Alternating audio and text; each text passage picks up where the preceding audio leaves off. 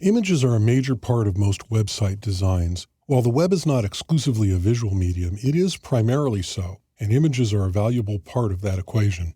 Let's make a working copy of images.html, and I'm going to call this images-working.html and open it in my text editor.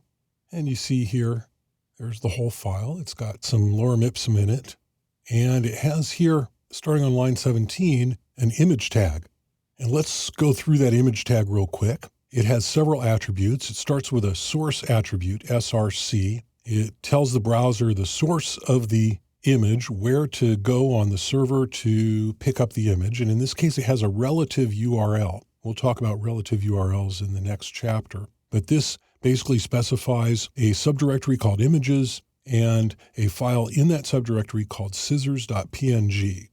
And this image has a width of 240 pixels and a height of 240 pixels. And I always specify the width and the height of an image, and I'll tell you why.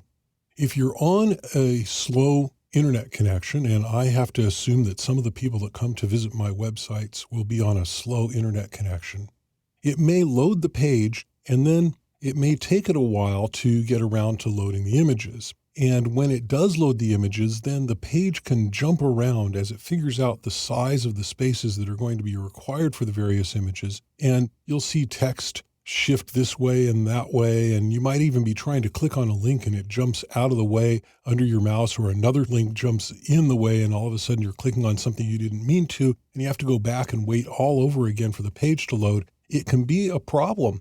And when you specify the width and the height of all of the objects on your page, then as soon as the HTML is loaded, the browser knows how to lay out the page. And in most cases, it'll go ahead and do that. And as the images fill in, things won't jump around as much. And so I always specify the width and height of my images for that reason. Next, we see the alt attribute and the title attribute. And the alt attribute is text that will display if the browser is not able to load the image, or if the browser is able to load the image, but it takes a while for it to get around to it. And the title attribute specifies text that'll show up in a tooltip when you hover your mouse over the image. Let's go ahead and load this page up in our browser. Load it in Firefox here. And there's the picture of a pair of scissors. And you'll notice when I hover my cursor over the image, I get a little tooltip that says running with these is not recommended. And if we look in our source code here, you see the title attribute, running with these is not recommended. I put that title attribute in capitals. I usually do that in lowercase. Of course, this is HTML and either is acceptable.